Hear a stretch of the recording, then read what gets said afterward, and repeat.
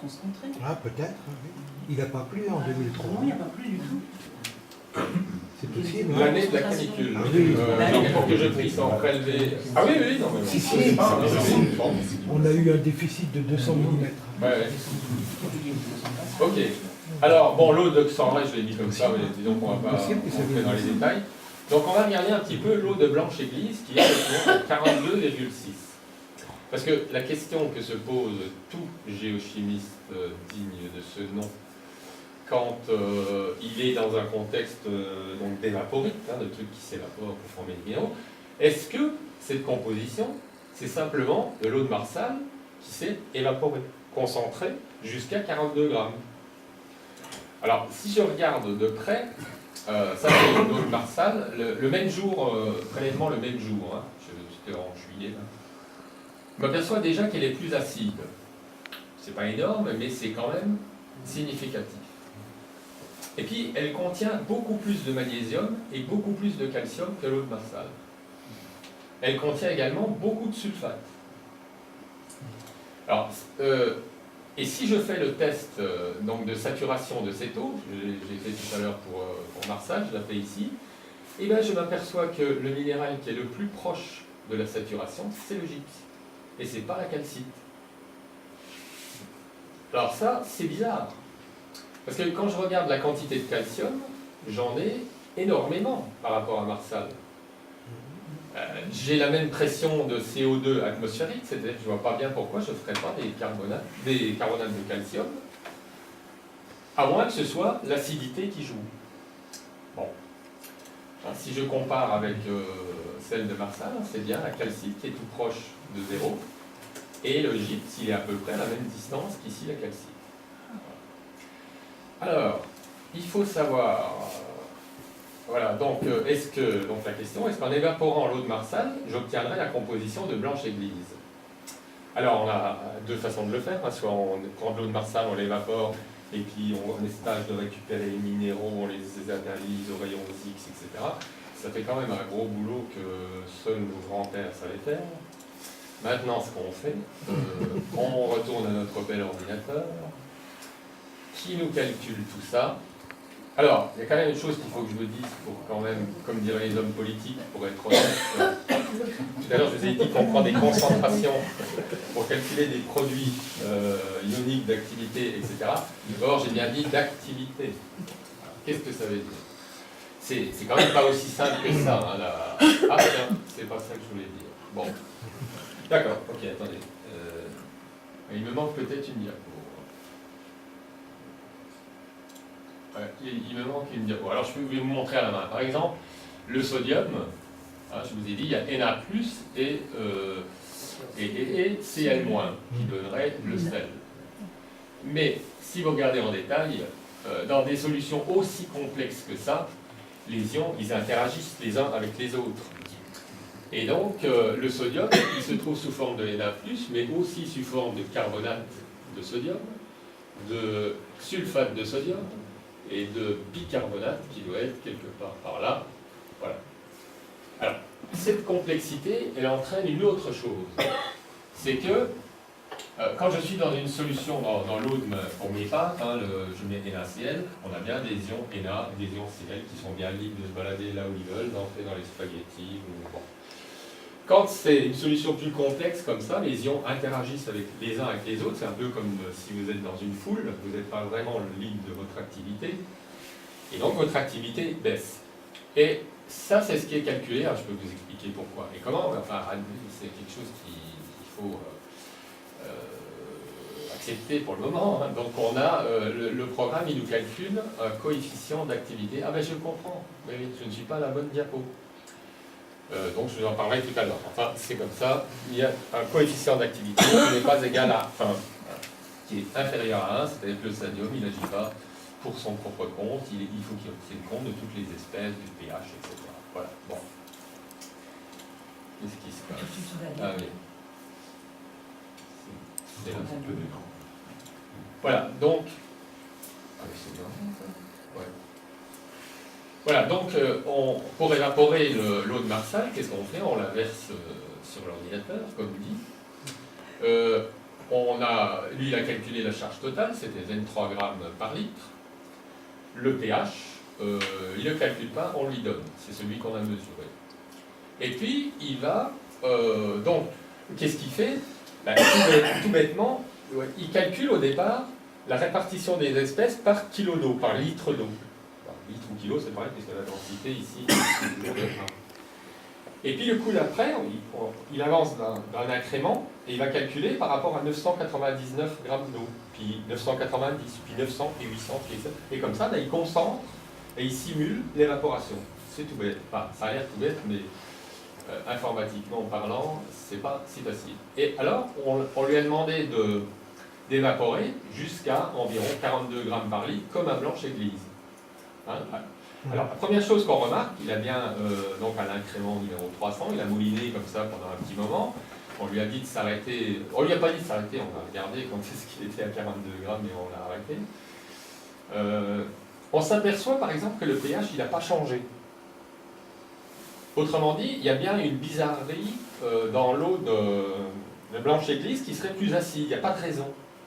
Si je concentre en évaporant jusqu'à 41 grammes par litre, il n'y a aucune espèce de raison théorique pour que le pH soit baissé.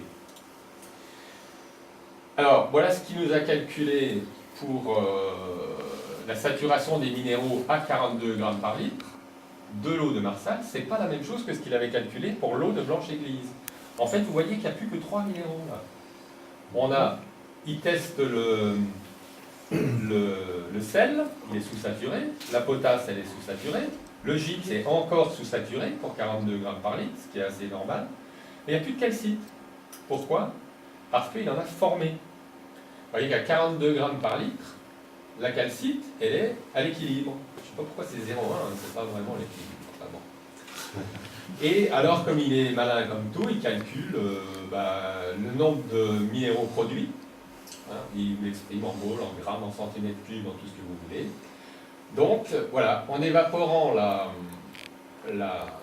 l'eau de Marsal, on ne retrouve pas les propriétés de Blanche-Église. Si je regarde donc ici, pourquoi j'ai mis ça, bah oui, c'est pour résumer le truc en plus grand. Hein.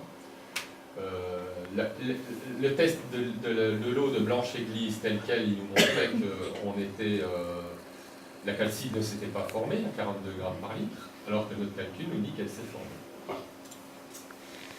Donc, qu'est-ce qu'il y a encore comme... Alors, qu'est-ce qu'on peut faire comme observation sur entre le calcul de Blanche-Église, entre le calcul d'évaporation de Marsal et la vraie composition de Blanche-Église. Donc, le pH est plus bas, le sodium, bon, il y a beaucoup de sodium, il y a du potassium, admettons. Il y a quand même une chose qui est intéressante, il y a plus de magnésium, plus de calcium, bien qu'on n'ait pas précipité de calcite. Et puis, il y a surtout plus, enfin, moi je dirais beaucoup plus de sulfate. Donc, d'où est-ce qu'ils viennent? Vous allez me demander ça, je suppose. Très bien. Donc voilà, ça résume à la composition de l'eau de Blanche-Église est très différente de celle de Marsal. Elle ne correspond pas à un stade avancé de son évaporation. Elle est plus riche en calcium, en soufre, et elle est plus acide. Évidemment, vous allez me demander pourquoi. Pourquoi Ça, c'est un grand scientifique.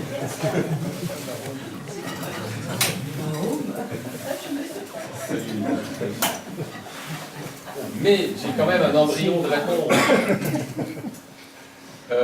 Ça, c'est ce qu'aurait dit soit ma tante Léonie, soit le regretté professeur Saucier. Ceci illustre la complexité des phénomènes qui interviennent sous mon pied. Circuler, il n'y a rien à voir. Quand on ne sait pas, c'est ce qu'on peut dire. Mais on sait quand même, tous les gens d'ici savent très bien que l'hydrologie sous nos pieds, c'est quelque chose d'assez compliqué. Ça, c'est un exemple c'est une tranchée que les archéologues avaient fait en 2005, au lieu dit la Chenot. J'ai bu de l'eau à cette époque-là, je me suis précipité, j'en ai pris. Et on s'aperçoit que l'une, c'était quasiment de l'eau douce, c'est celle qui se trouve là. Et vous avancez de quelques mètres, vous avez de l'eau salée. Celle-là, elle faisait, bon, c'est pas très salé, c'était 4 grammes par litre, mais quand même, au doigt, on sentait que ça c'était de l'eau et ça c'est de l'eau salée. Donc ça montre qu'il y a des choses qu'un pauvre géochimiste comme moi ne peut pas expliquer. Voilà. Pourquoi j'ai souligné ça? J'ai oublié. Voilà. Et bien je vous remercie.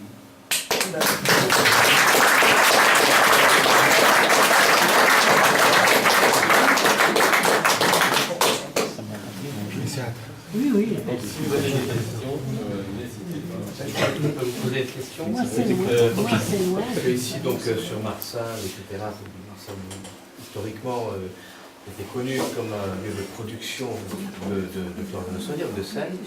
Et comment les hommes de l'époque protohistorique et les hommes de l'époque du Moyen-Âge et puis de l'époque moderne produisaient du chlorure de sodium. Est-ce qu'ils vendaient du chlorure de sodium ou est-ce qu'ils vendaient autre chose? Bon, Comment faire bon, ça, votre question, moi je ne suis pas archéologue et tout ça, historien, mais oui, vous produisez pour leur consommation et puis pour le vendre. La question qu'on peut se poser, quand on regarde la composition de l'eau, c'est comment ils faisaient. Voilà. Parce que vous voyez bien qu'il ne suffit pas de prendre de l'eau dans la mare, de l'évaporer, puis j'ai du sel de cuisine. Ça ne marche pas comme ça. J'ai d'abord des carbonates, et qu'est-ce que j'en fais? De les fractionner. Et alors ça, c'est une question que moi je vous pose. Ils ont exploité des milliers de mètres cubes de saumure. Que sont devenus les carbonates? Qu'est devenu le gypse? Il y a peut-être un élément de réponse par rapport à la production de sel à l'ancienne qui est faite à Ville. Ils le laissent en l'état. Ils évaporent la saumure avec tous les éléments qui sont dedans. Ouais. Et puis finalement, c'est très bon à la santé, puisque du magnésium, c'est pas du tout néfaste, le calcium non plus, etc. Alors, ça, c'est pas une affirmation, hein. C'est une hypothèse. Hein. Mais... Oui, mais attends, est-ce que la composition de l'eau de là-bas est la même qu'ici, c'est-à-dire avec autant de sucre? Je ne sais plus. Ça m'étonnerait que tu puisses laisser autant de sucre dedans. Et moi, je me suis dit une chose, je me suis demandé une chose. Bon, pour moi, a priori, c'était un déchet, le gypse et le calcaire. Mais, comme ces gens-là travaillaient avec du feu, ils ont bien dû remarquer à un moment donné que si on chauffe du gypse, ou si se trouve chauffé par hasard, on a du plâtre. Et de que mélanger avec de l'eau, ils ont un ciment. Pareil avec le calcaire. Si on chauffe, bon, le gypse, il faut le chauffer à 150 degrés environ pour avoir du plâtre. Bon, probablement qu'ils l'ont bien remarqué, ces gens-là. Ils n'étaient pas plus cons que nous, je peux dire.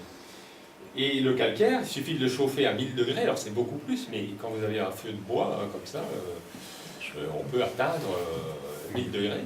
Et donc, avec ça, vous avez de la chaux.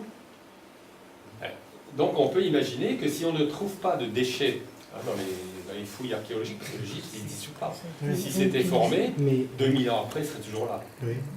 À moins qu'ils en aient fait du plâtre, qu'ils l'aient utilisé, et le plâtre, lui, c'est plus poreux, c'est plus... bien que ce soit du gypse aussi. Hein. Mais par contre, dans le... Ben, on devrait en retrouver un peu quand même. Dans les archives de Dieuze, enfin, les historiens ont travaillé là-dessus, et ils disaient que donc on appelle ça les cuites, hein, et au bout d'un certain nombre de cuites, il fallait arrêter. Oui, pour nettoyer. Pour nettoyer, et ils devaient taper Ça toutes les parois. Le schlott. Le schlott, Et ils voilà. disent pas ce que Ils c'est. tapaient toutes les parois justement pour décoller Ouais. le dépôt de gypse et de Ouais. carbonate qui était jeté, ou je ne sais pas s'ils étaient réutilisés, mais... Ben parce que moi, il y a au musée du sel, il y a des tuyaux, je crois, avec du gypse Oui, dedans. oui. J'en ai acheté un aussi marché Opus à Château-Salin. Ah ben, c'est quand même des volumes pas négligeables. Hein. Ça doit se former très très lentement par une eau qui est juste à saturation avec le gypse. Bon voilà. Non mais alors, est-ce qu'on peut avoir un élément de réponse par rapport à la composition qui est fondamentalement différente entre celle de Marsal et de... Une hypothèse. Celle de Marsal et de Blanchet-Guilly. Alors, moi, j'en sais trop rien, hein, parce que... alors, on m'a dit, quelqu'un qui est là, qu'il y avait des sources qui étaient sous pression, en réalité, qui avaient l'air de jaillir comme ça, vraiment. C'est pas le cas à Marsal, elle a l'air toute tranquille, on va pas tout d'un coup à Gézère. Alors, il est possible que, moi je ne connais pas la géologie du sous-sol, hein, mais si l'eau est un petit peu plus sous pression pour une raison ou pour une autre, on va dissoudre plus de calcaire et plus de gypse, et puis elle se retrouve être très différente finalement de celle de Marsal. Je sais pas. Hein, Tout simplement c'est- pas la même nappe.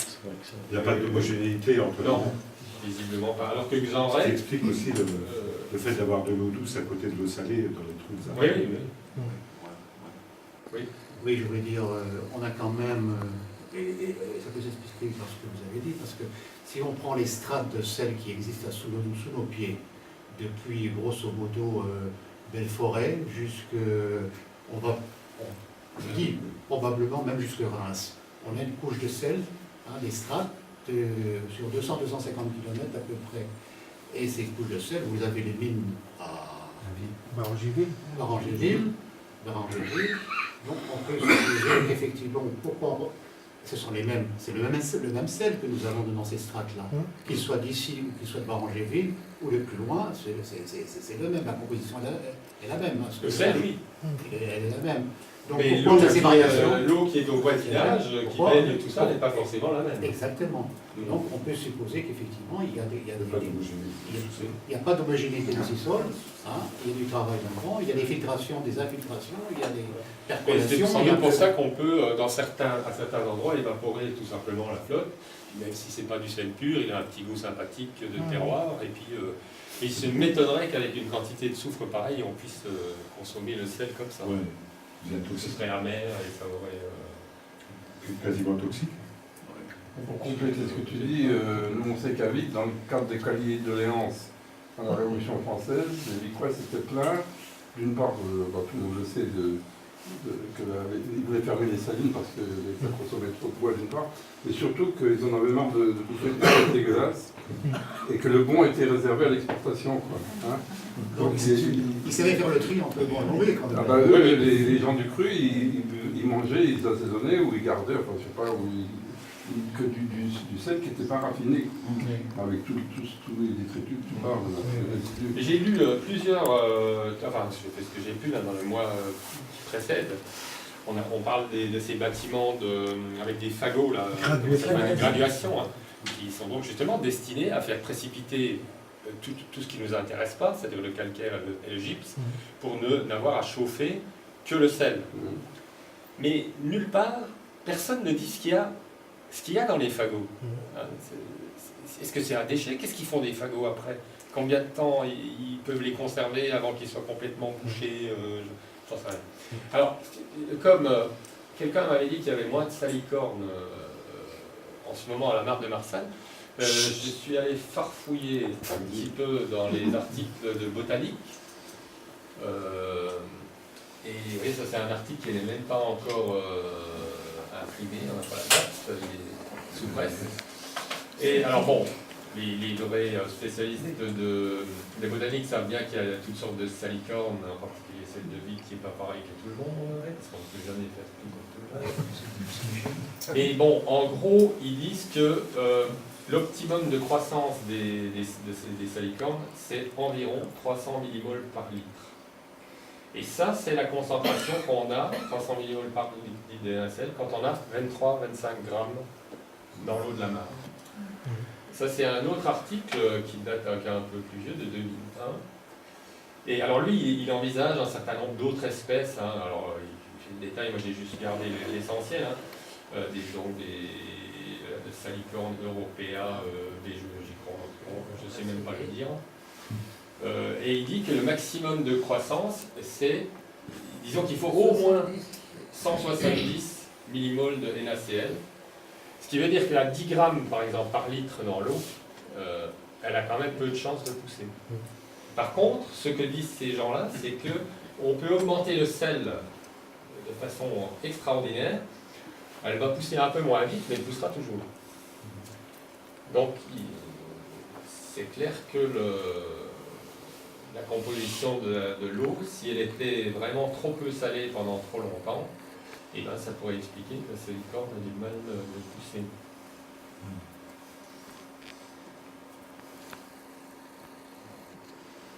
Parce que, en fait, c'est quand même très complexe tout ça. Oui, oui. Parce que pour que la salicorne puisse germer, il faut quand même pas qu'il y ait trop de sel à un certain moment, au moment de la germination. Oui, ça, et par contre, après, il lui faut du sel. Ouais. Donc, il suffit qu'on ait un printemps Alors cette année, il est très pluvieux, mais je me souviens des printemps qu'on a eu tout secs, il n'y avait rien, quoi. Hein, elle n'arrivait pas. Donc tout ça, ça dépend vraiment à quel moment ça tombe. Enfin, tu as fait allusion à toute la complexité, hein. La pression aussi. Oui, Quand même, ce serait l'hydrologie. intéressant tout. de mesurer, C'est je vais, extrêmement complexe. peut-être le faire, suivre pendant un certain temps le degré de salinité, pour Mais comparer. ce que Parce tu que as là, fait, sur une année, ça ne veut pas dire grand-chose. Ce que tu as fait, c'est passionnant. Mais je veux dire, c'est quand même des modèles, c'est des modèles hein, scientifiques, quoi. Mais quand on regarde la pratique, quoi, là, on rentre dans une complexité. Hein. Oui. Comme tu disais tout à l'heure, on peut avoir de l'eau qui est presque douce à un endroit, et quelques mètres plus loin, elle est complètement salée. D'ailleurs, ça pose des problèmes. Par exemple, à Château-Salins, ils avaient fait un puisard pour justement détourner une eau douce, qu'elle n'aille pas dans le puits. Et pourtant, ils sont voisins. Hein. Donc, Ouais, c'est... Comment expliquer tout ça? Je veux dire, il y a tellement de facteurs pour modéliser tout ça comme... hein. Et alors, il faut faire appel à des chimistes, à des Oui, parce que- thermodynamiciens, enfin tout. Parce que ce que je vous ai montré, hein, les modélisations qu'on a fait avec des minéraux, l'équilibre, etc., c'était quand même ultra simplifié. Hein. J'ai pris donc le NaCl, le KCl, je sais plus quoi. Hein. Et vous voyez par exemple, rien que pour les sulfates, bah, vous avez l'anhydrite et le gypse que j'ai même pas considéré l'anhydrite, parce que finalement l'anhydrite c'est une forme de gypse déshydraté. Oui. Mais il y en a plein d'autres, notamment un qui devrait nous parler ici, qui est la mirabilite. C'est très sympathique. Qui a une pendule à coucher dehors avec un billet de logement. Alors, évidemment, tout ça, ils vont se former ou pas se former, ces Voilà. minéraux accessoires et intermédiaires. Les ions peuvent... Et puis, suivant que tout d'un coup il cesse de pleuvoir et qu'il fasse très chaud, ou il cesse de pleuvoir et il fait très froid, eh ben, on va cristalliser d'autres choses. Hein, donc, pour faire un... Bon, alors est-ce que ça présente un intérêt? Je n'en sais rien. On connaît les solubilités de tous ces minéraux, hein, donc on pourrait le faire. Mais Ça ne changerait pas grand-chose, mais disons, c'est Peut-être difficile que de dans la- modéliser des choses aussi complexes, quoi. voilà. Pour la croissance de Mais c'est pas la salicorne, ouais, il y a beaucoup de paramètres qui interviennent. Personnellement, j'avais fait des études de chimie, hein, mais j'ai fait plus de chimie organique que de chimie minérale. Mais comme je vois rétrospectivement, je me suis toujours plaint de ne pas pouvoir, de pas avoir pu travailler dans ce que j'avais appris finalement. J'avais fait une licence de chimie au départ. Mais avec le recul, je me dis quand même que je suis bien content de ne pas avoir fait ça pendant 40 ans. C'est des scientifiques. Enfin, j'en suis un.